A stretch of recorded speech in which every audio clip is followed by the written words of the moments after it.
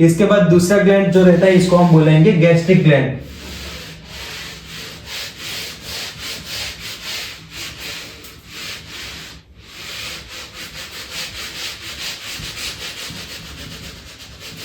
दूसरा हमारा जो ग्लैंड रहेगा इसको हम गैस्ट्रिक ग्लैंड बोलेंगे, जिसमें हमारा स्टमक एंड इंटेस्टाइन दोनों आएंगे। क्या आएंगे? स्टमक एंड इंटेस्टाइन दोनों हमारे कुछ सीक्रेशन करेंगे, जिसको हम बोलेंगे गैस्ट्रिक ग्लैंड। सो यहां पर सेकंड में हमारा gastric gland, gastric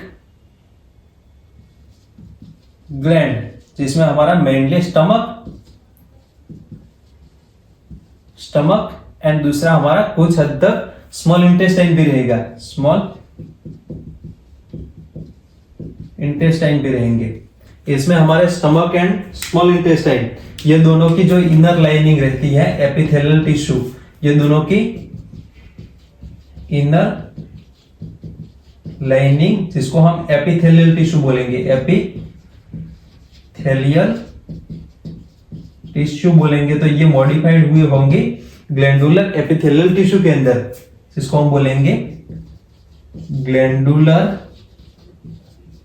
epithelial tissue. ये आपको समझना है। जैसे कि हमारा ये स्टमक है, तो स्टमक यहां पर इसके इनर साइड में, यहां पर जैसे कि हम ब्लू पेन से दिखाते हैं, तो इनर साइड में इस तरीके से हमने इसके हिस्टोलॉजी में देखा था। हिस्टोलॉजी में क्या देखा था? हिस्टोलॉजी में हमारा जो ये पूरा एलिमेंट्री कैनाल रहता है, ये 4 लेयर से मिलकर बनता है। इसमें सबसे आउटर लेयर जो कि सीरोसा है, इसके बाद दूसरा हमारा जो लेयर रहेगा इसको हम मस्कुलरिस लेयर बोलेंगे, और तीसरा हमारा जो लेयर रहेगा इसको हम बोलेंगे क्या बोलेंगे? इसको हम बोलेंगे सब म्यूकोजा। और लास्ट में फोर्थ हमारा जो इनर लेयर रहेगा, इनर लेयर इस तरीके से यहाँ पर रहेगा, तो इसको हम बोलेंगे, और ये बहुत सारे ऐसे माइक्रोविली के अंदर प्रेजेंट रहता है, माइक्रोविली या फोल्डिंग में प्रेजेंट रहेगा, तो इसको हम बोलेंगे म्यूकोजा। तो ये हमारा म्यूकोजा है, म्यूकोजा। अब ये म्यूकोजा के अंदर कुछ हमारे ग्लैंडुलर एपिथेलियल टिश्यू रहेगी। अब ये म्यूकोजा के अंदर हमारे कुछ ग्लैंडुलर एपिथेलियल टिश्यू रहेगी। म्यूकोजा हमने देखा था, म्यूकोजा किससे बनता है? तो ये एपिथेलियल टिश्यू से, एपिथेलियल टिश्यू से। अगर इसमें कोई कंफ्यूजन है तो फिर से आप बोल रहा हूं, आप कमेंट में कमेंट कर दीजिए, ताकि इसका मैं आपको आंसर करूंगा। तो ये हमारे ग्लैंडुलर एपिथेलियल टिश्यू के अंदर जो भी हमारा म्यूकोजा जो कि ग्लैंडुलर एपिथेलियल टिश्यू के अंदर कन्वर्ट हुआ है, इसको ही हम बोलेंगे गैस्ट्रिक ग्लैंड। तो आपको ये समझना है, ये हमारे गैस्ट्रिक ग्लैंड है। अब इसमें जैसे कि हमारा फर्स्टली हम स्टमक की बात करें, तो ये स्टमक में, जैसे कि ये हमारा स्टमक है, तो स्टमक में इस तरीके से सबसे इनर लाइनिंग हमारा बहुत सारे फोल्डिंग में रहता है। आगे हमने देखा था स्टमक में जो इनर लाइनिंग रहेगा वो बहुत सारे ऐसे फोल्डिंग में रहेगा, जिसको हम रेग बोलेंगे। क्या बोलेंगे? रेग बोलेंगे। तो हमारे ये इसके अंदर कुछ हमारे सेल रहेंगे जो कि ग्लैंडुलर सेल, ऐसे ग्लैंडुलर सेल रहेंगे, जिसमें हमारे 3 टाइप के सेल, इसमें मेनली 3 टाइप के सेल रहेंगे। फर्स्ट वाला सेल इसको हम बोलेंगे पेप्टिक सेल। क्या बोलेंगे? पेप्टिक सेल, जिसको हम चिप सेल भी बोलेंगे, इसका अदर नाम चिप सेल भी है। पेप्टिक सेल और चिप सेल भी बोलेंगे, चिप सेल भी बोलेंगे, या इसको हम जाइमोजेनिक सेल भी बोलेंगे, जाइमोजेनिक जाइमोजेनिक सेल, चिप सेल या पेप्टिक सेल इसको हम बोलेंगे।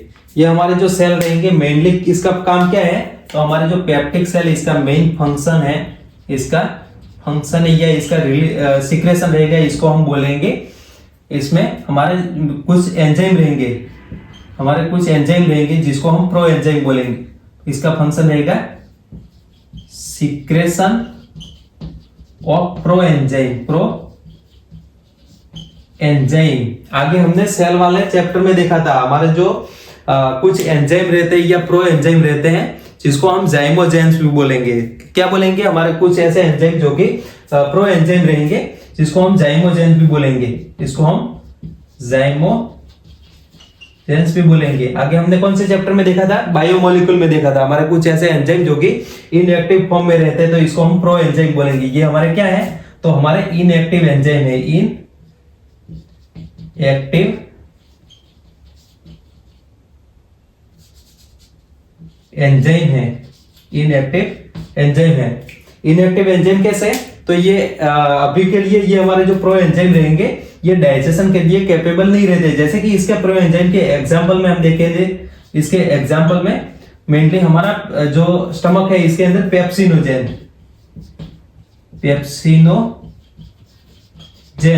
ये जो पेप्सिनोजेन और इसके अलावा एक दूसरा एग्जांपल है प्रोरेनिन।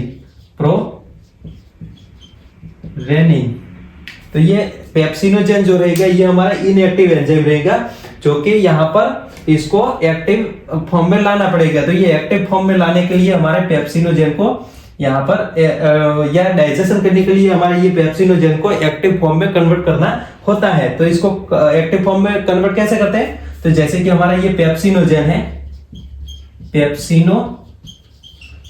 ये पेप्सिनोजेन को एक्टिव फॉर्म के अंदर कन्वर्ट करेंगे तो ये पेप्सिन के अंदर कन्वर्ट होगा। अब इसको कन्वर्ट करने के लिए यहाँ पर एसिडिक मीडियम चाहिए। तो एसिडिक मीडियम यहाँ पर हमारे एक दूसरे टाइप के आगे हम देखने वाले हैं, जिसको हम बोलेंगे पेरिएटल या ऑक्सेंटिक सेल। तो ये HCl का सीक्रेशन करेंगे। तो हमारा ये HCl क्या करेगा? हमारा जो भी ये स्टमक है इसके अंदर pH को लो ले जाएगा, और ये pH को लो ले जाएगा तो हमारा ये जो पेप्सिनोजेन रहेगा वो पेप्सिन के अंदर कन्वर्ट हो जाएगा। यानी कि हमारा ये पेप्सिनोजेन क्या है? तो ये हमारा प्रो एंजाइम है। क्या है? Pro enzyme. इसको कन्वर्ट करना होता है एक्टिव एंजाइम में। तो ये हमारा एंजाइम है पेप्सिन हमारा एंजाइम जो कि एक्टिवली काम कर सकता है। पेप्सिन का काम क्या है? तो पेप्सिन का काम है हमारे स्टमक के अंदर जो भी हमारे प्रोटीन रहेंगे तो इसको हाइड्रोलिसिस करके पेप्टोन्स या प्रोटीन्स के अंदर कन्वर्ट करना। तो यहाँ पर पेप्सिन क्या करेगा? यहाँ पर हमारे प्रोटीन रहेंगे, इसको ये डाइजेस्ट करेगा और पेप्टोन में कन्वर्ट करेगा, पेप्टोन्स में ये कन्वर्ट करेगा या डाइपेप्टाइड में कन्वर्ट करेगा। तो इसको हम बोलेंगे पेप्सिन। ये पेप्सिन का काम है। ये हमारा एक्टिव पेप्सिन हो गया। ये बाद में हम देखने वाले, इसकी फिजियोलॉजी जब हम देखेंगे तो इसको हम डिटेल में देखने वाले हैं। बट अभी के लिए आप समझो, जैसे कि हमारा ये जाइमोजेंस या प्रोएंजाइम क्या होता है, इसको जाइमोजेंस क्यों बोलेंगे? यहाँ पर हमारे ये पेप्टिक सेल को जाइमोजेनिक सेल क्यों बोलेंगे? क्योंकि ये हमारे प्रोएंजाइम को सीक्रेट करता है, तो इस वजह से इसको हम जाइमोजेनिक सेल भी बोलेंगे। अब हमारा ये जो पेप्टिक सेल, जो कि यहाँ पर हमने एक फंक्शन लिखा है, ये प्रोएंजाइम का सीक्रेशन करता है। इसके अलावा दे ऑल्सो सीक्रेट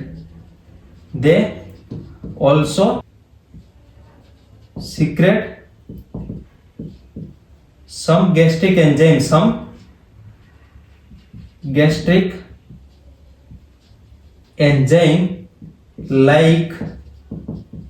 like यहाँ पर जैसे कि यह कुछ और भी एंजाइम सीक्रेट करेंगे। जैसे कि हमारे यहाँ पर आगे हम देखेंगे गैस्ट्रिक एमाइलेज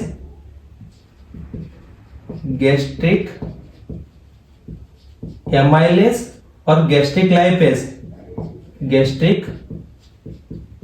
लाइपेज। तो आपको ये याद करना है, गैस्ट्रिक लाइपेज।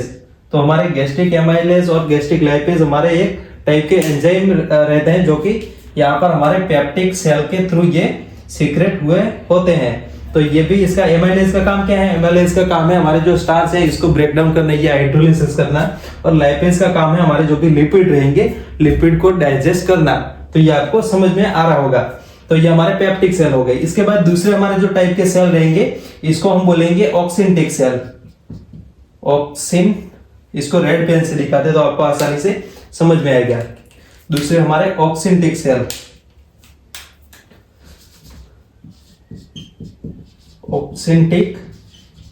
जिसको हम पेरिएटल सेल भी बोलेंगे। आपको याद रखना है ऑक्सिंटिक सेल या पेरिएटल सेल जो कि सीक्रेट करते हैं। ऑक्सिंटिक सेल और पेरिएटल सेल क्या सीक्रेट करते हैं? तो HCl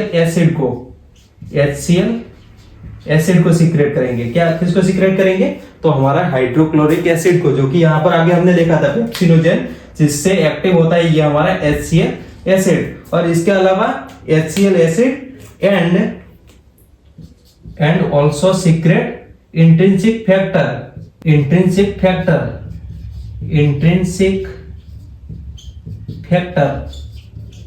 जिसमें मेनली हमारा कास्टल इंट्रिंसिक फैक्टर इसका काम क्या है? तो इसका काम है, आगे आप देखने वाले हैं जब आप समझोगे हमारे जो विटामिन B12 और फॉलिक एसिड किस तरीके से एब्सॉर्ब होते हैं, हमारा जो स्मॉल इंटेस्टाइन इसके थ्रू किस तरीके से एब्सॉर्ब होंगे, तो ये इसमें हमारे इंट्रिंसिक जो फैक्टर रहेंगे वो इसके साथ जुड़ेंगे और फिर इसका हमारे जो हमारे जो एपिथेलियल टिश्यू रहेगी इसके अंदर इसका पिंडोसाइटोसिस होगा। क्या होगा? पिंडोसाइटोसिस होगा। और इस तरीके से हमारे ब्लड में हमारे विटामिन B12 और फॉलिक एसिड जाएंगे। आगे आप देखने वाले हैं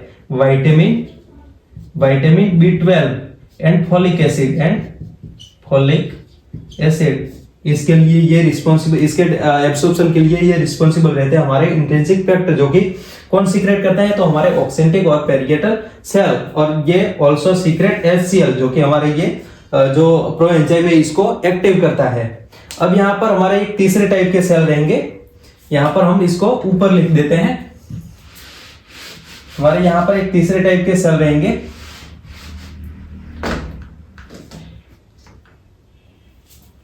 या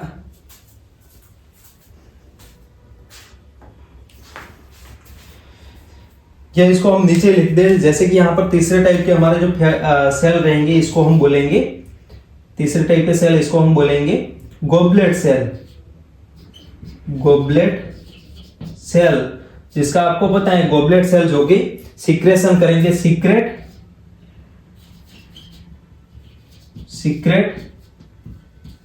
मक्कज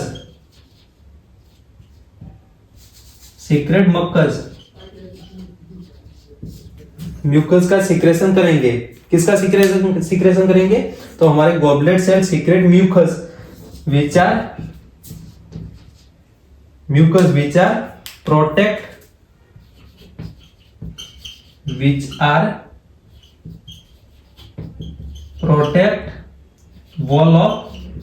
wall of stomach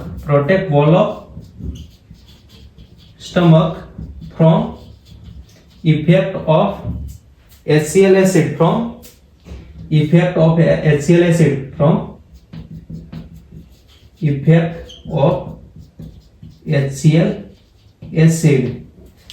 क्या करेंगे? तो यहां पर हमारे तीसरे टाइप के जो सेल रहेंगे जो कि हमारे गोबलेट सेल हैं, जो सीक्रेट करेंगे म्यूकस।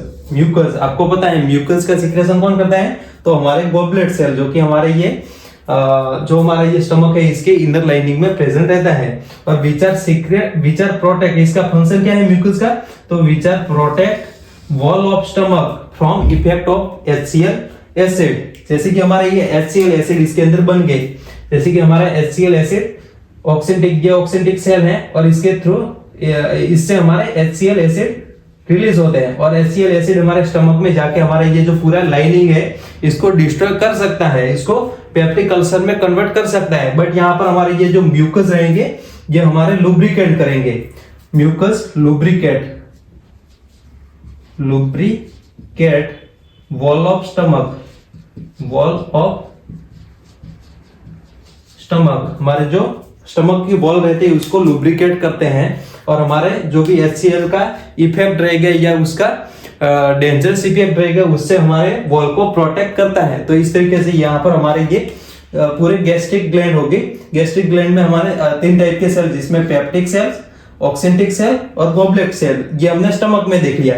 इसके अलावा यहाँ पर हमारे जो स्मॉल इंटेस्टाइन रहेंगे, स्मॉल इंटेस्टाइन को यहाँ पर हम थोड़ा सा ऐसे समझ लेते हैं। इसमें हमारे 2 टाइप के, जैसे कि हमने आगे देखा था स्मॉल इंटेस्टाइन के वॉल में हमारे इस तरीके से इनर म्यूकोसा जो लेयर रहता है इसके अंदर इस तरीके से यहाँ पर माइक्रोविली रहते हैं। क्या रहते हैं? तो आगे हमने देखा था माइक्रोविली रहते हैं। अब ये माइक्रोविली के बेस में हम देखेंगे तो यहाँ पर एक हमारे सेल का यहाँ पर क्रिप्ट प्रेजेंट होगा, क्रिप्ट ऑफ सेल रहेगा, क्रिप्ट ऑफ सेल, जिसको हम बोलेंगे लिम्बर को क्रिप्ट, जिसको हम बोलेंगे लिम्बर को क्रिप्ट। इसके बेस में यहां पर हमारा ये क्या है? तो ये हमारे माइक्रोविलीज है, माइक्रोविली है। तो ये माइक्रोविली के बेस में यहां पर क्रिप्ट ऑफ सेल प्रेजेंट रहता है, क्रिप्ट रहता है जिसको हम बोलेंगे लिम्बर को क्रिप्ट रहता है, जिसको हम बोलेंगे लिम्बर को क्रिप्ट। तो आपको यहाँ पर समझना है। या क्लस्टर ऑफ सेल रहता है तो इसको हम बोलेंगे क्रिप्ट ऑफ लिम्बरकुम। ये आपको समझ में आ गया। इसके अलावा यहाँ पर दूसरा रहता है, फर्स्टली यहाँ पर स्मॉल इंटेस्टाइन में हमने देखा लिम्बरकुम क्रिप्ट या क्रिप्ट ऑफ लिम्बरकुम। इसके बाद दूसरे हमारे जो रहते हैं इसको हम बोलेंगे ब्रूनर्स